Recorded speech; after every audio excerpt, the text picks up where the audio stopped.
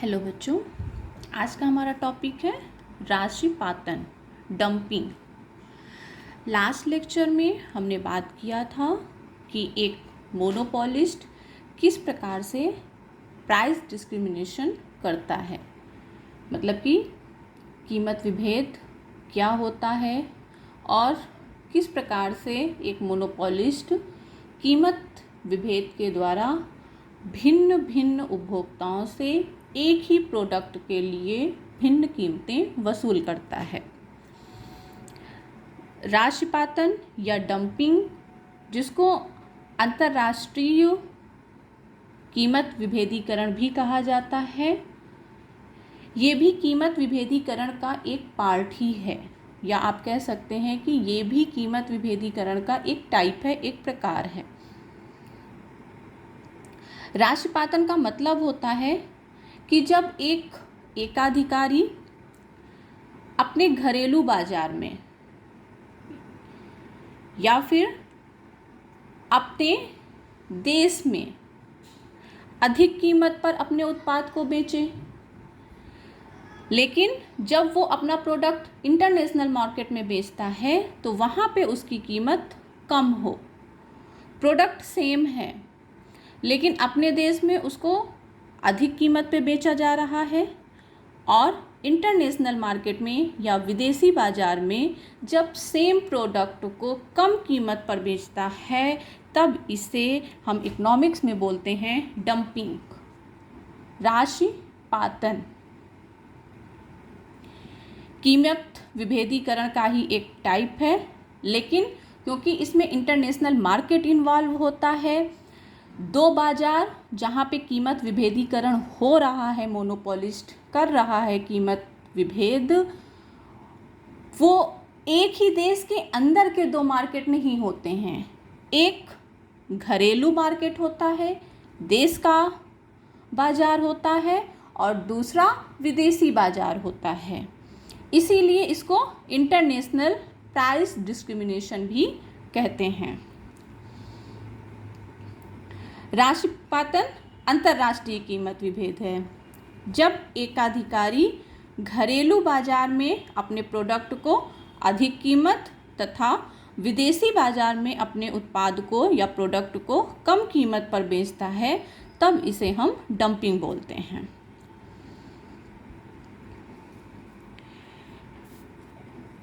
In English, we can say when a monopolist sells products at higher price in the household or home market and lower prices in the international market, it is called dumping.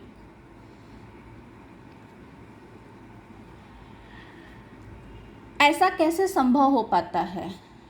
अभी हम आपको diagram भी बनाते हैं, उसके according to भी हम आपको समझाएंगे, लेकिन कुछ चीज़ें हैं जो आपको यहाँ समझनी है। एकाधिकारी अपने प्रोडक्ट के लिए देश के अंदर तो मोनोपोली रखता है, लेकिन क्योंकि विदेशी मार्केट में उसको कंपटीशन का सामना करना पड़ता है, सेम प्रोडक्ट भी होते हैं, तो वहाँ पर वो हाई रेट पे उस प्रोडक्ट को बेच नहीं सकता है। क्यों? क्योंकि वहाँ पे वो कंपटीशन का सामना करता है, जबकि अपने देश में उसको अपने प्रोडक्ट पे मोनोपोली प्राप्त होती है। यही रीज़न है कि अपने देश में वो उसी प्रोडक्ट की ऊंची कीमतें नियत कर सकता है, क्योंकि उसके पास वो शक्ति है कि वो सीमांत लागत से अधिक कीमतों का निर्धारण कर सकता है। लेकिन इंटरनेशनल मार्केट में उसके पास एकाधिकारी शक्ति नहीं होती है। क्यों नहीं होती है? क्योंकि इंटरनेशनल मार्केट या फिर ग्लोबल मार्केट में बहुत सारे प्रोडक्ट बिकने के लिए आते हैं, तो वहाँ पर बहुत सारे मोनोपोलिस्ट के बीच में भी कंपटीशन होता है। देश के अंदर तो उसे शक्ति प्राप्त होती है कि वो अपनी कीमतों को ऊंचा रखे, अपने प्रोडक्ट के लिए अधिक कीमत का निर्धारण करे, लेकिन विदेश में कंपटीशन होता है, ग्लोबल मार्केट में सारी वस्तुएं आती हैं बिकने के लिए, तो उस प्रोडक्ट के जितने भी फॉर्म होंगे या जितने भी प्रकार का वो प्रोडक्ट होगा, सब इंटरनेशनल मार्केट में बिकने के लिए आएगा। और वहाँ पर जो मोनोपोलिस्ट होता है उसके पास ये पावर नहीं होती है कि वो अधिक कीमत पर अपने उत्पाद को बेचें। विदेशी बाजार में पूर्णतः लोचदार मांग होती है, जैसा कि पूर्ण प्रतियोगी बाजार में होता है। विदेशी मार्केट में जो मोनोपोलिस्ट होता है वो पूर्ण प्रतियोगी बाजार का सामना करता है, क्योंकि वहाँ पे सेम प्रोडक्ट होता है। जैसा मोनोपोलिस्ट का प्रोडक्ट है वैसा ही प्रोडक्ट किसी दूसरे मोनोपोलिस्ट का भी हो सकता है जो इंटरनेशनल मार्केट में बिकने के लिए आया होता है। हम आपको अब डायग्राम के माध्यम से समझाते हैं।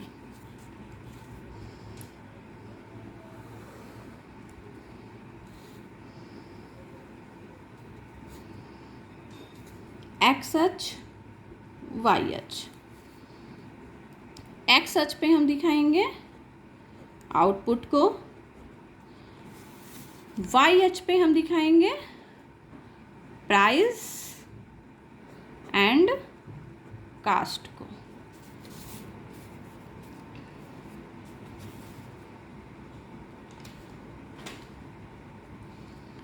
पहले हम हाउस होल्ड के लिए एक एकाधिकारी या घरेलू बाजार में किस प्रकार का AR और MR वक्र होता है, पहले हम उसको ड्रॉ करते हैं।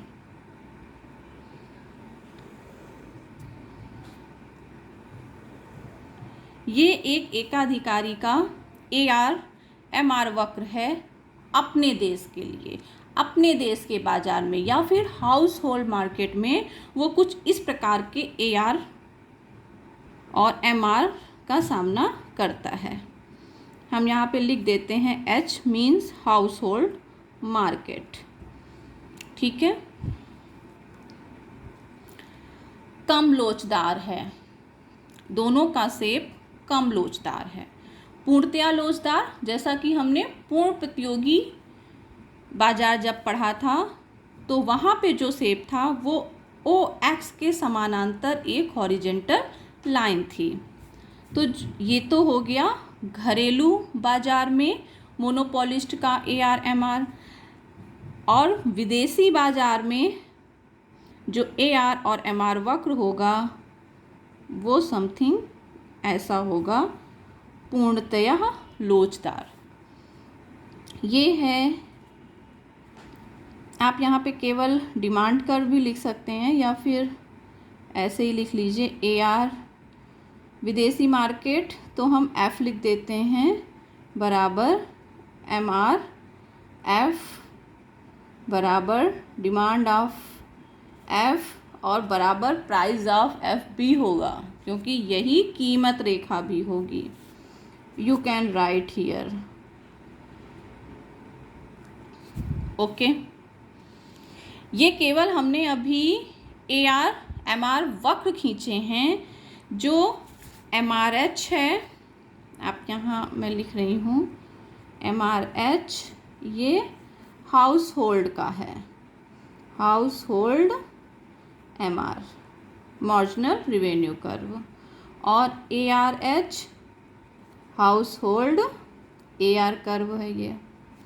ठीक है, ये जो रेखा है मैं एक साथ ही लिख देती हूँ ARF एंड MRF। ये फॉरेन मार्केट या international market, anything foreign market AR and MR है। ठीक है, उत्पादन की मात्रा हम बिल्कुल वैसे ही नियत करेंगे जैसे कि हम कीमत उत्पादन इक्विलिब्रियम के लिए करते आए हैं। क्या होता था, जहाँ पे MC वक्र MR वक्र के बराबर होता था, हमारे इक्विलिब्रियम की जो शर्त थी वो यही थी।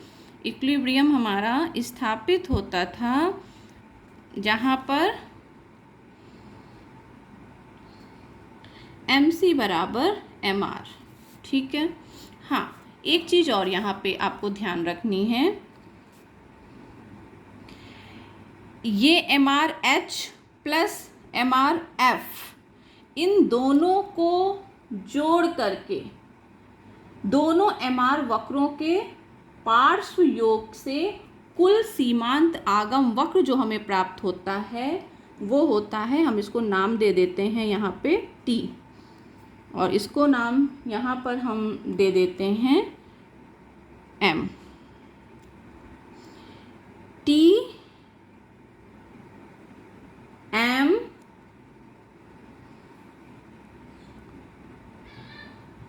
और ये आगे की पूरी रेखा, तो हम इसको ARF भी बोल सकते हैं, या फिर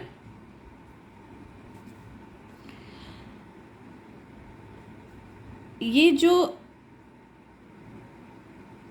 TM और M के बाद की जो ये पूरी हॉरिजेंटल लाइन है, दोनों MR वक्रों को जोड़ करके अब हमें ये MR वक्र प्राप्त होता है। एकाधिकारी अब जिस MR वक्र का सामना करेगा वो MR वक्र TM और ARF होगा। ठीक है। अब बिल्कुल वैसे ही MC वक्र जहाँ पर MR वक्र को कट करेगा वहीं पर उत्पादन की मात्रा नियत होगी। ये MC वक्र है, MC वक्र। MC वक्र ने MR वक्र को इस बिंदु पर, इसको आप नाम दे दीजिए E, इस बिंदु पर E बिंदु पर कट किया है। उत्पादन की मात्रा नियत हो गई, टोटल उत्पादन की मात्रा नियत हो गई QF। जो टोटल उत्पादन एकाधिकारी करेगा वो होगा OQF। ठीक है। लागत कितनी है यहाँ पे EQF, क्योंकि हम यहाँ पे लागतों को भी दिखा रहे हैं। सीमांत लागत कितनी है EQF। इस सीमांत लागत के बराबर जो मार्जिनल रिवेन्यू प्राप्त हो रहा है एकाधिकारी को अपने देश में, वो होगा जहाँ पे ये M बिंदु है। ये इसको हम लिख देते हैं QH। सीमांत लागत है EQF। EQF के समानांतर सीमांत लागत घरेलू मार्केट में है MQF। इट्स मीन कि OQF की OQH मात्रा अपने देश में एकाधिकारी बेचेगा, और किस कीमत पे बेचेगा, अब हम इसी M पॉइंट को ले जाएंगे AR तक।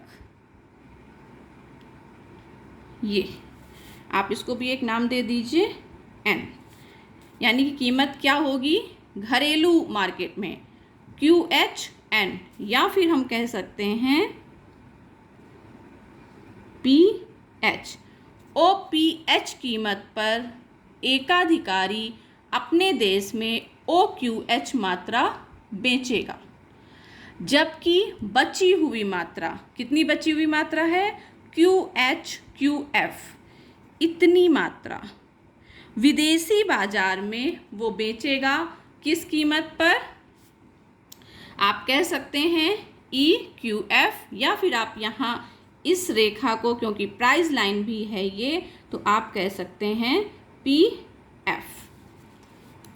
कम मात्रा को अपने देश में बेचेगा ऊंची कीमत पर, ज़्यादा मात्रा को विदेशों में बेचेगा कम कीमत पर। इंटरनेशनल प्राइस डिस्क्रिमिनेशन यही है। विदेशी मार्केट में एक एकाधिकारी क्यों कम कीमत पर अपना प्रोडक्ट बेचता है?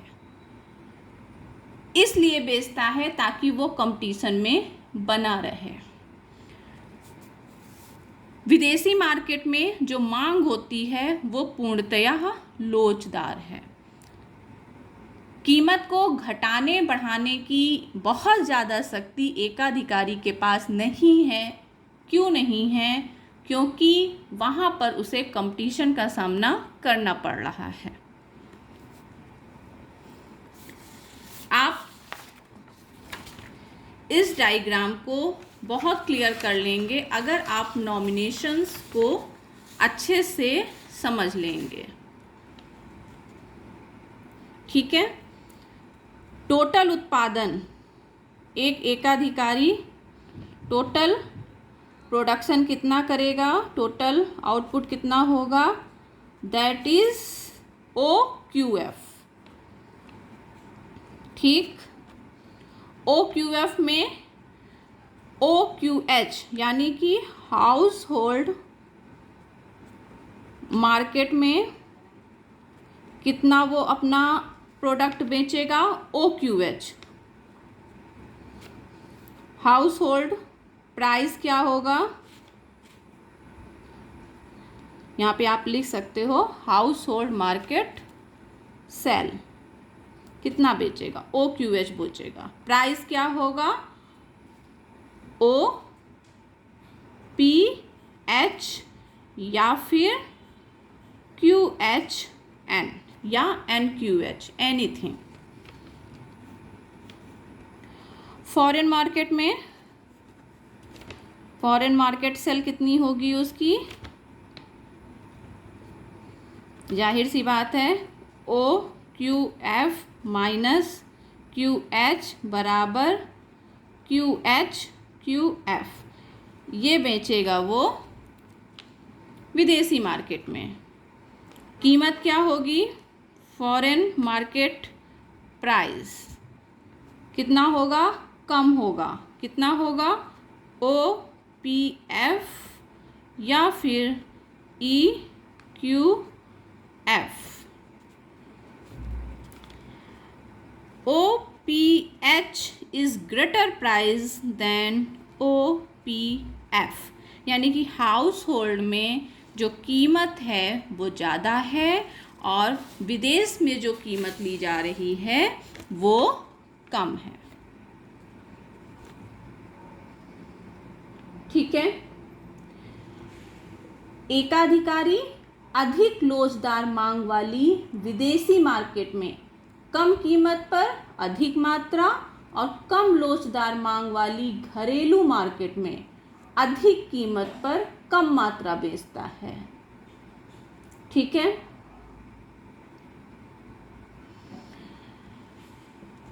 ये भी एक तरीके का प्राइस डिस्क्रिमिनेशन है जिसका प्रॉफिट एक मोनोपोलिस्ट लेता है। राशिपातन कई बार कंपटीशन में पूछा जाता है और ये diagram that is very important, इस डायग्राम को आप अच्छे से समझ लीजिए। इस डायग्राम में जो सबसे मेन चीज़ है कि जो MR वक्र है, दो MR वक्रों का वो सामना करता है, लेकिन हम दोनों को जोड़ करके ये MR वक्र अब बन जाएगा। ठीक है। तो जो MR वक्र जिसका सामना एक एकाधिकारी करेगा वो MR वक्र होगा, दोनों MR वक्रों का, दोनों MR वक्रों का पार्श्व योग, ये क्या हो जाएगा, TME